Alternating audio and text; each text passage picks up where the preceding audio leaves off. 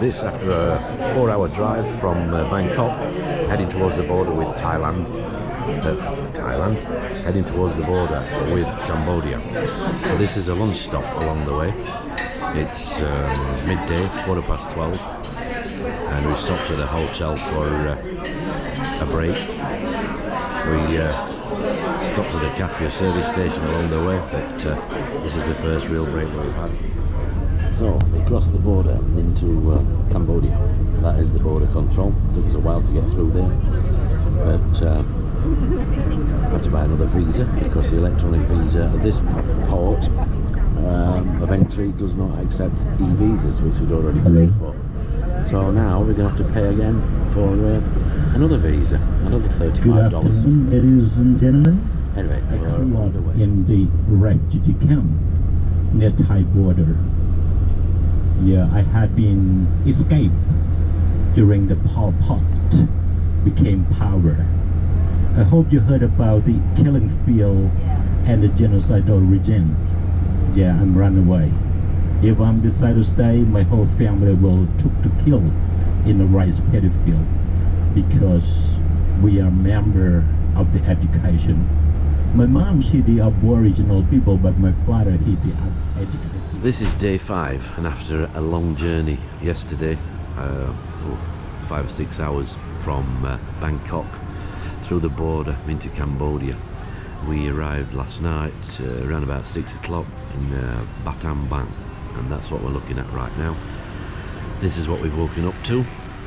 The temperatures are probably still 25 degrees 30, but it's overcast and cloudy. We did get some rain last night, and we're staying in a, let's say, a very tired hotel.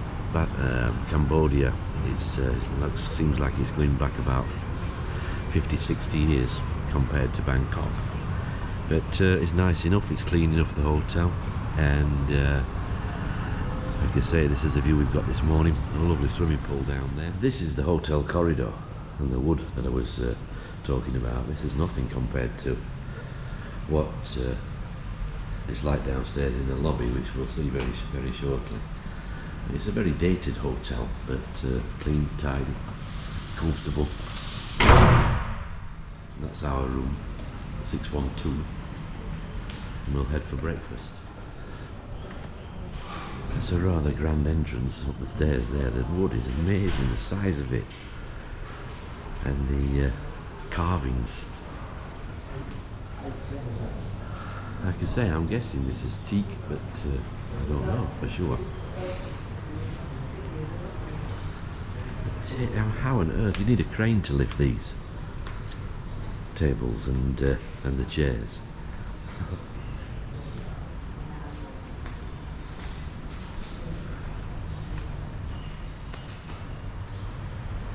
And we can see all the various times around the world up there, including London, which is 12:30. It says there 2:30. It's not. It's more like I think it's 12:30 at the moment.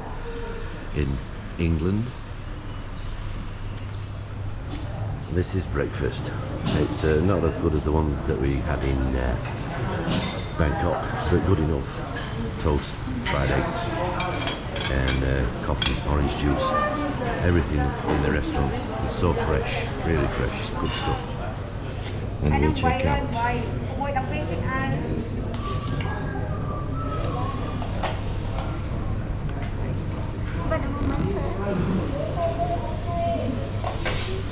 Smile. So that's the Cozy Hotel, Batam Bang. One night only, and we're now heading to Siem Reap, where we'll stay 3 nights and visit the temples of Angkor Wat.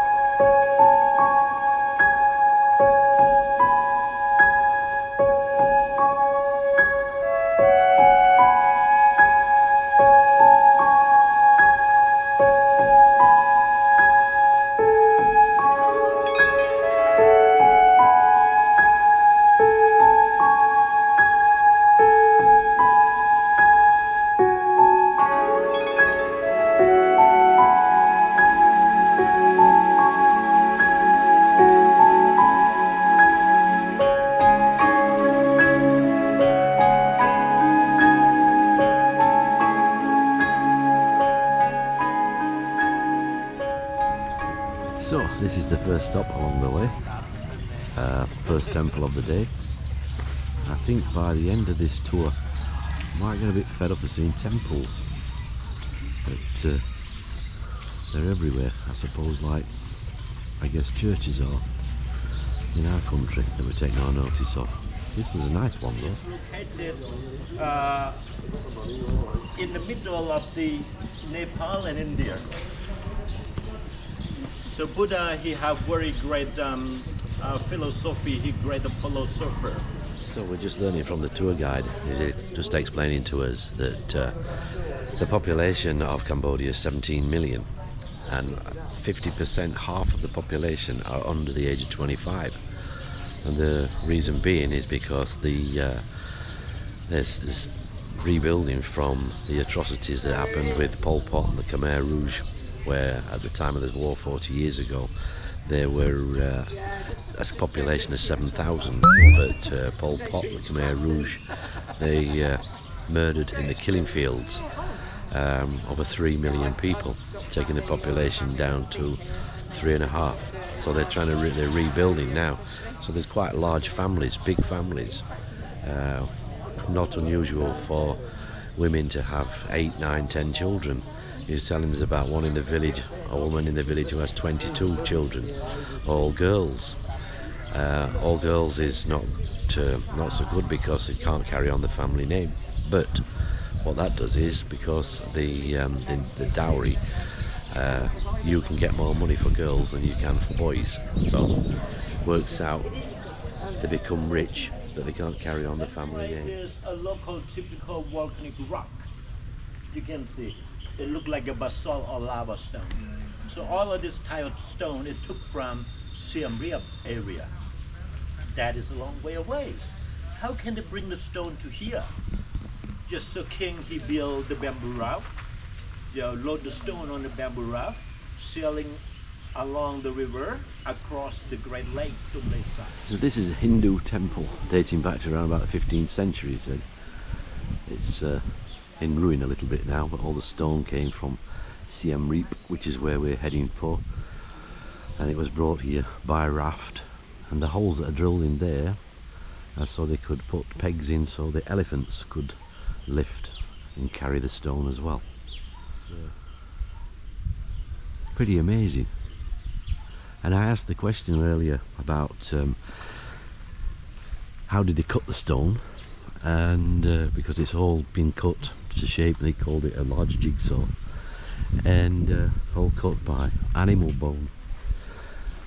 But they did have steel iron tools at the time as well. But how on earth you would cut this? It is sandstone, so it's going to be relatively soft in stone terms. But even so, cutting that with an animal bone. All the way around initially was a moat that's long since gone and long since dried up. But apparently, as it was explained to us by the tour guide, there was a moat down there.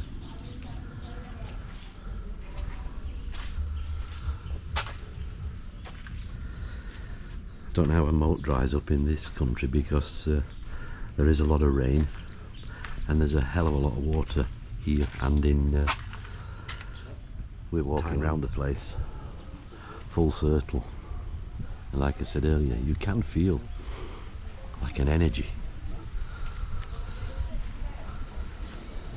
You see here all the rice is grown for their own consumption.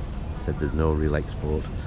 It feeds the families, and this is the area, this is how they dry the rice.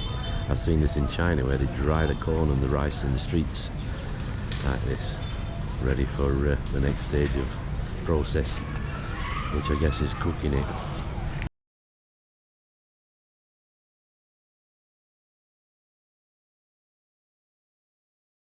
It's not a straight timeline, it's a cycle, and you can also see that the color is changing, right? From bright to very dark. So first we start with the Khmer Empire.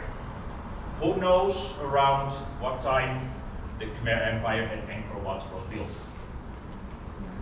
Is it like 100 years ago, 500 years ago, 10,000 years ago?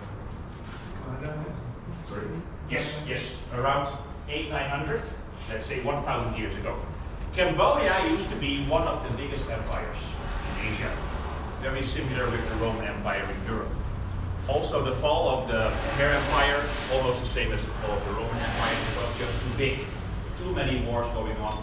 And what is the problem with too many wars? It is extremely expensive. So you cannot pay your soldiers anymore, you lose battles everywhere.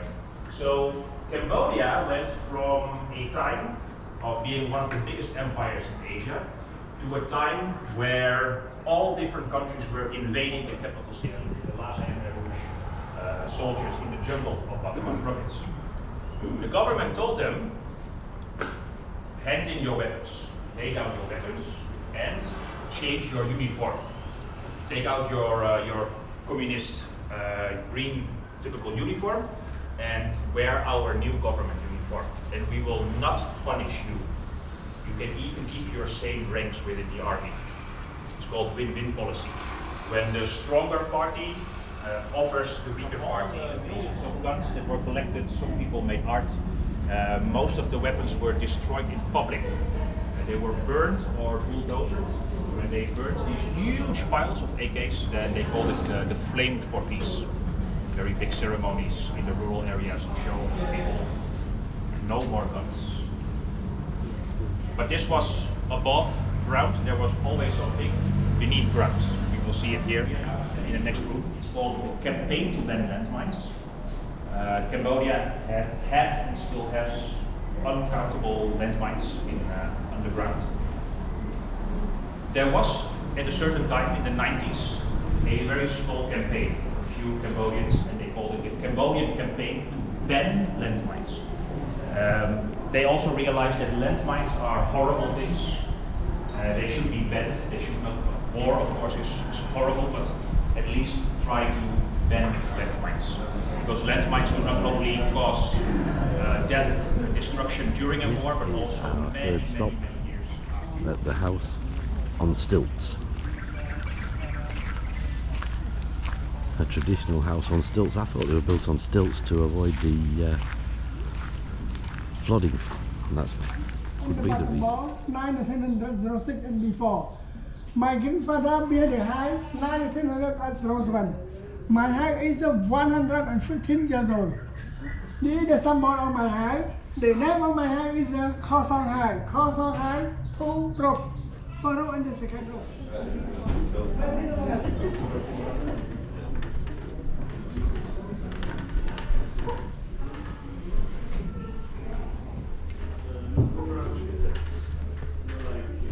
Gentlemen.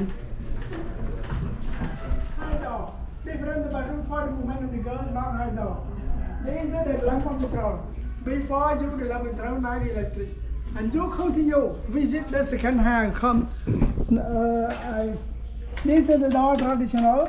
Before my grandfather put the metal, the door. Put the metal for the protection inside and outside. Outside. The first door you entered, the same the second door, because my grandfather sleep on the forehead protection for This my is for grandfather. cutting tobacco. Just, you know, a leaf tobacco when it dry. Just so when the tobacco getting ripe, they're picking the leaf and then they roll them up and they're cutting them to be a fiber. And this is for rolling with a piece of paper. You know how to do that? Like you hand rolling tobacco with the paper. Yes. Yeah. So this is for hand rolling to be a cigarette, and then you can smoke. And then you blow the smoke like a chimney. Cigarette, yeah, you inhale, yeah, and then you blow. Yeah, it is like a chimney fly out. So people smoke tobacco mixed with the marijuana. Yes. So marijuana is to make them get a smiling face, make them happy.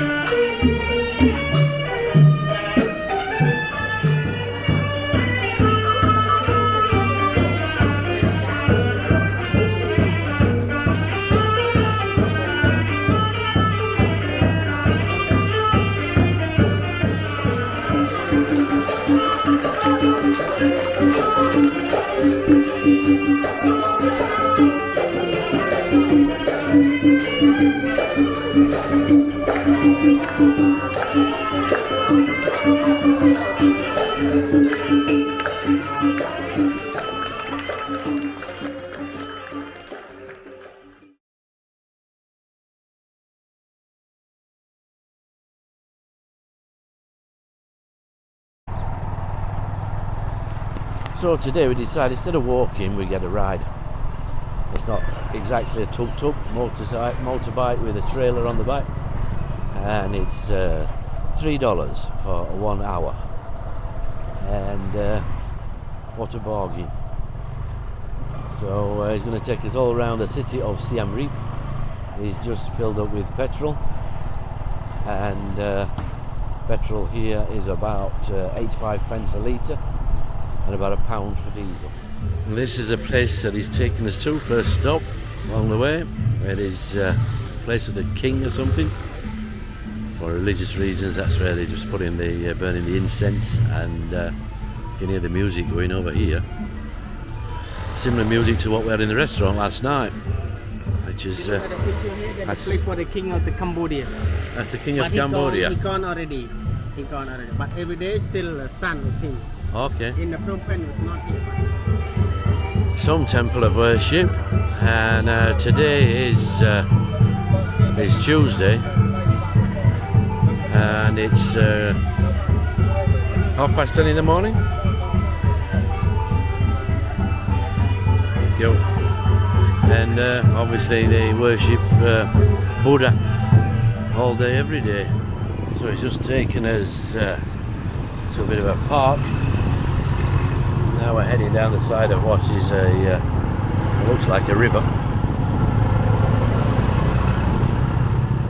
Another temple with the monks who apparently sleep there.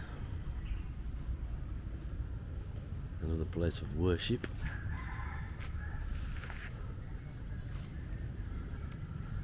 And as we a couple of monks walking across there. Small market.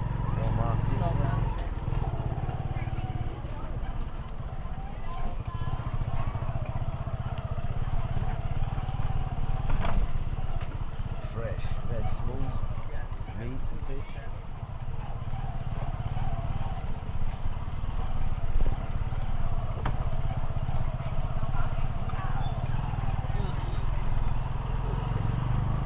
He said he was going to park somewhere, park his tuk-tuk and then pick us back up.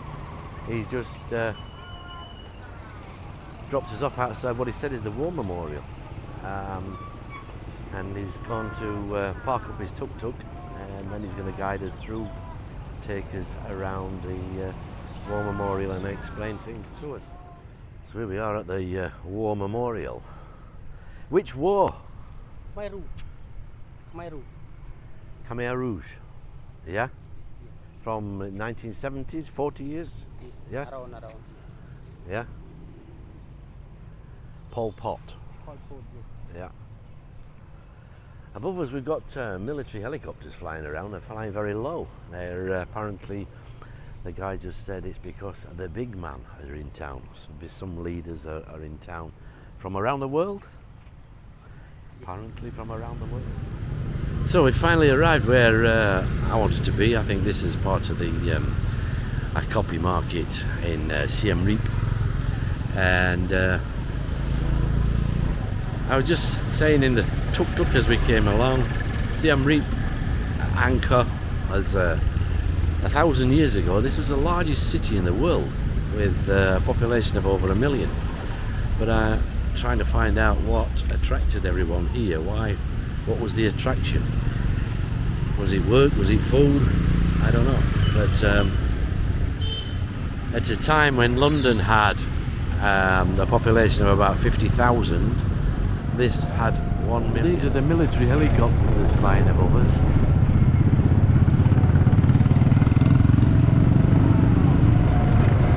And that's all because some big chiefs are in town from around the world, so we were told this morning. This is the famous pub street. I've seen this before, the Red Piano. I've seen it before, I've seen it on YouTube. Quite a well-known bar, restaurant. This guy's determined to take us for a ride. We've already been this morning, so. Okay, now you walk around. If you think it's you want to see around town again, coming back here. Okay.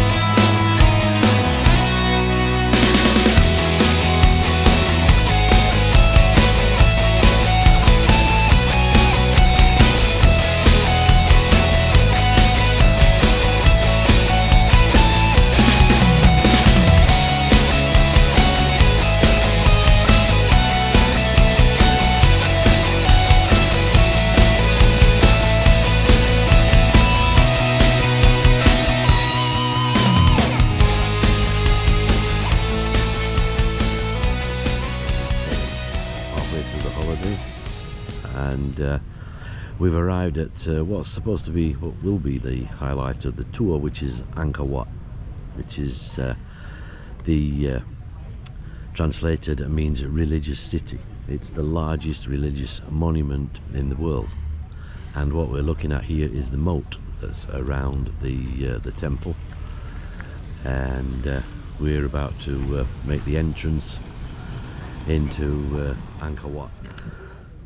This is the Angkor Wat temple, and the largest religious temple in the world. It's very difficult when you stood here to take this in as to what you're looking at. I mean, this dates back to like the 8th century.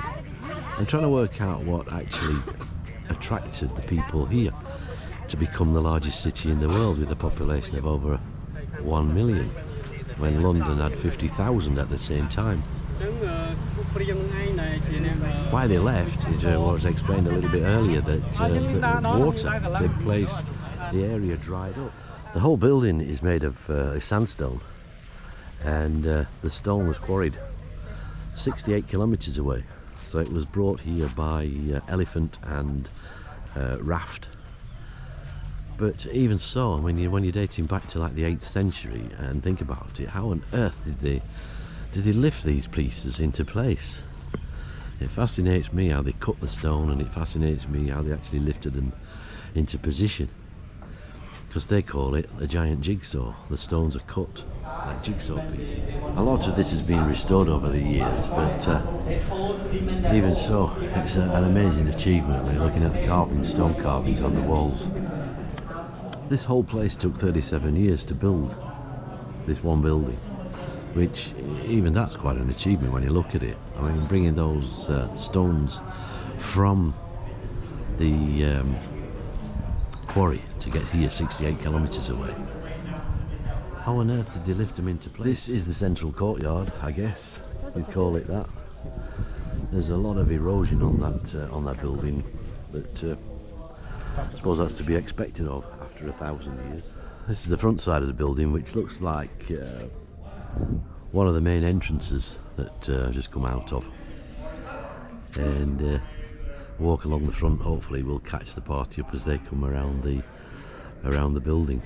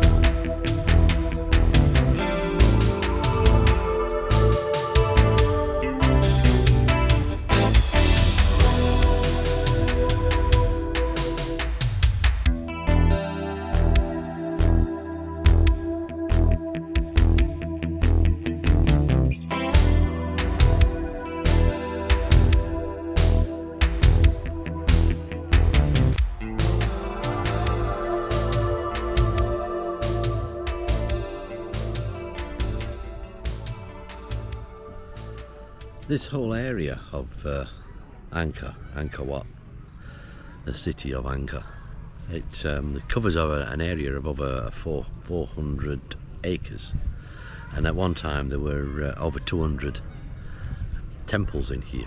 There are only 33 left, and these temples, when they abandoned the city around about the 15th century due to the lack of water, everything was just left behind. These were discovered by the area was discovered by the Portuguese, who did very little with it. But when the French came along and colonised, they kind of renovated things and cleared the jungle, so we got access to the. This is actually the front of the building, front of Angkor Wat. What we were looking at earlier was the rear, the back side of it. So this is the main entrance. That's the main entrance leading into the temple just there, which again is going to go out across the. So this is the main entrance, or should I say, that's the main entrance to the Angkor Wat. That's the most famous temple, the largest temple in Angkor.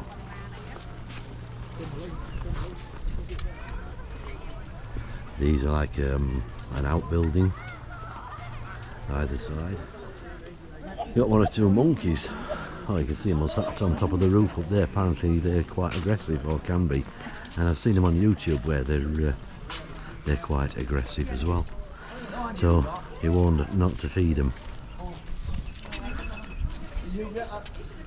That what we're looking at there is the original entrance over the moat here, but currently it's closed down. The Japanese are actually spending money on renovation of the entrance to it. There's lots of nations that are putting money into Angkor Wat to maintain it, and keep its upkeep. And apparently the Japanese are renovating the entrance. So this is the second temple of the day. This is the Bayon temple. Probably said before, but I was told that there were in its heyday over 200 temples in the area, and today there are only 33. This one is currently under renovation by the Japanese, so there's certain areas without access, but if anything, the carvings on this look better than they did on the Angkor Wat. Magnificent. We're now closer to the Bayon temple, built in 1181. And this was the last one built, with 54 towers and 4 faces on each tower. Again, how on earth did they lift these stones into place and carve them to the deal like they have done?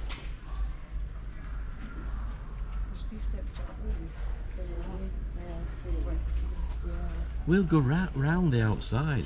Yeah. Otherwise you're going to have to climb up and down. There's stone carvings on these pillars. I don't know whether these are recent, whether they've been refurbished or what, but Destination of visit over there. they're impressive. I must say, having been in there, the Bayon temple, it's equally as impressive as the Angkor Wat, if not more so. And it's done. I know there's a lot of erosion there, but in its day, with all the carvings and the faces, it must have been rather impressive.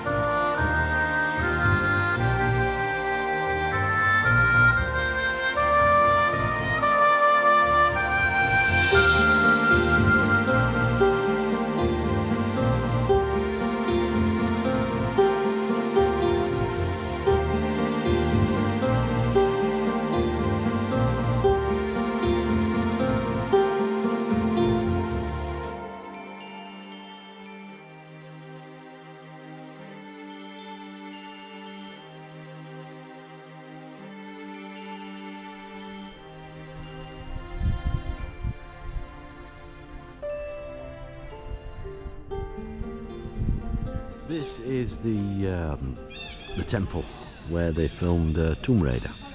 Angelina Jolie and Tomb Raider, or with the tree growing out of the top. This was just taken over by the jungle, and when the French came along and discovered it, they left most of the jungle there. Instead of removing it, they kept it intact. Those trees grow up to over 500 years old. How old that one is, I don't know. Must be some years old, that tree, to grow the size it is. It's the girth of the tree and height of it. This side of the tree, this is more the Tomb Raider scenes, from what I know. Not that I've ever seen Tomb Raider, but I've seen excerpts from it. And that's where they filmed, or got the idea for the film from. If I remember rightly, that's an area that I've seen on YouTube actually, where they rebuilt it stone by stone. It did collapse at one time, but it's been refurbished, and it's rebuilt with the stones in exactly the same place as they were originally. One thing I wouldn't, wouldn't like to be here in the heat of the summer, height of the summer, because we're here in the cool season, November, and the temperatures and the humidity are sky high, and it's really taking it out.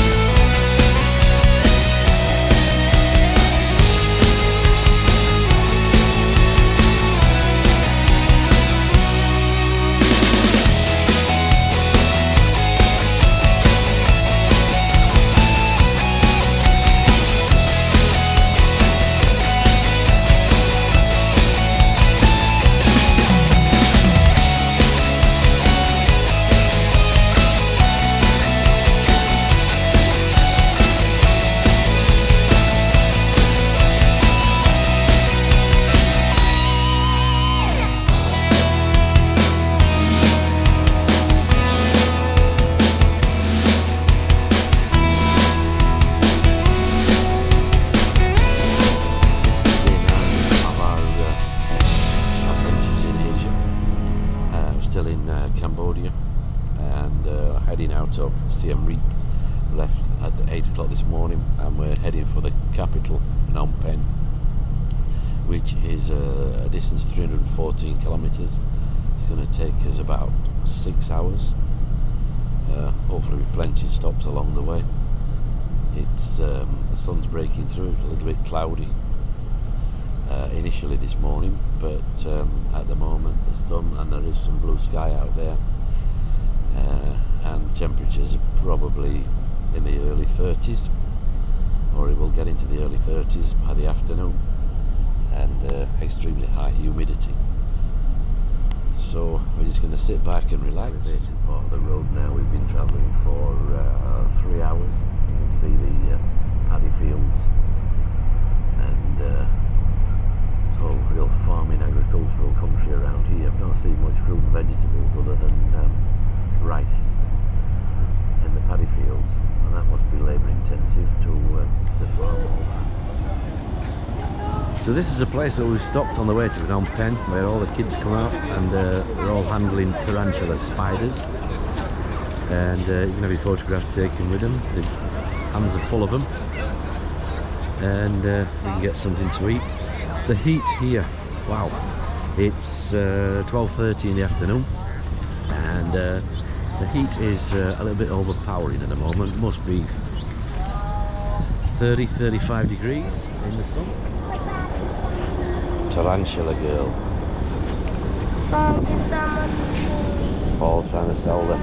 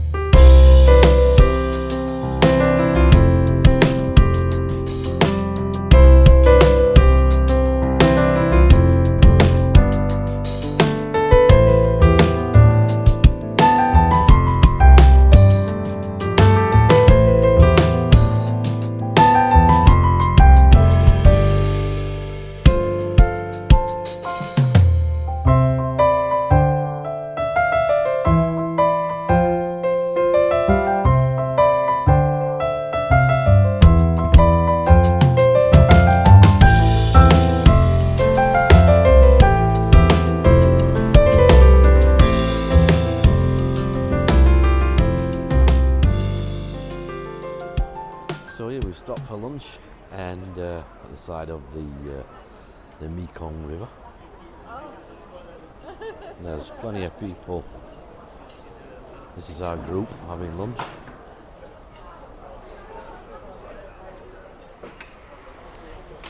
So this is lunch, and it's consisting of chicken curry. I had spring rolls to begin with.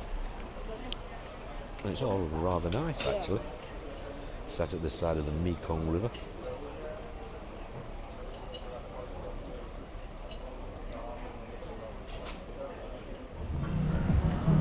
This is night time, Phnom Penh, and we're on the 9th floor of the hotel, the Sun and Moon, in downtown Phnom Penh, and we're about to have a meal at the table to my right.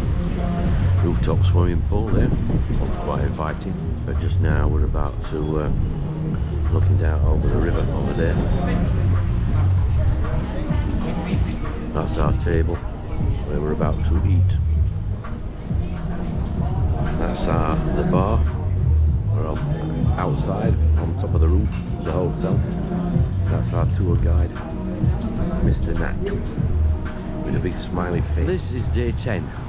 And still in Phnom Penh, where today, this morning we'll go to a museum, and we will catch the boat at 1 o'clock for a 3-hour boat ride down the Mekong River into Vietnam. But we've just had breakfast and thought we'd have a little stroll down the street and see what there is outside the hotel. We've got 10 minutes, so they're all busy cooking the breakfast this morning. And typical Asia, breakfast on the street. Temperature's probably 25 degrees, and we've actually got clear blue skies this morning, very little cloud.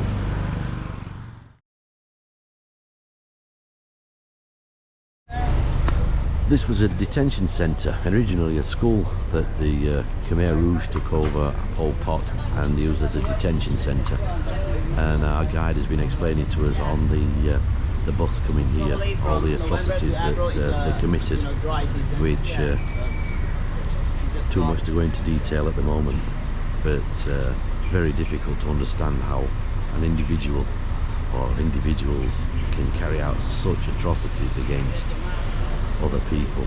It's incredible to hear the story of what went on here in Cambodia with the killing fields and Pol Pot and his army. And basically what Pol Pot did was, and his army, they moved everyone out with the threat that the Americans were going to bomb the city of Phnom Penh. Everybody was made to leave. They were pushed out into the countryside and then questioned as to anybody with an education, anybody who was a doctor, nurse, you know, a dentist, that type of thing, anybody with any form of education. They were murdered, they were shot and killed. And that's how the killing fields came about.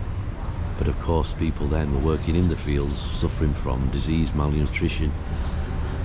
But at that stage, there weren't any doctors left. He'd killed a lot. He wiped out a quarter of the population.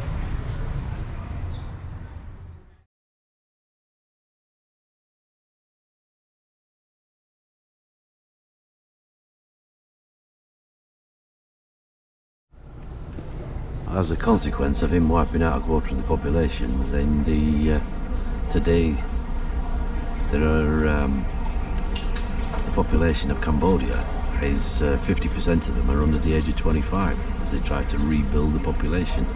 They're up to 17 million. At the time of Pol Pot coming in, there were 7. Today, 2022, there are 17 million people living in Cambodia, half of which are under the age of 25. Just the buildings themselves are depressing to look at. They look typical communist Russian style, even though it was initially a school before becoming a detention centre.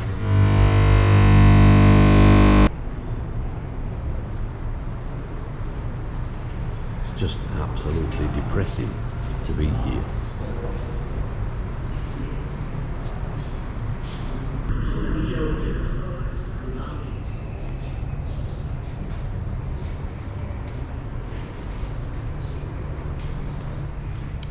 They kind of regarded anyone with any form of education as a threat.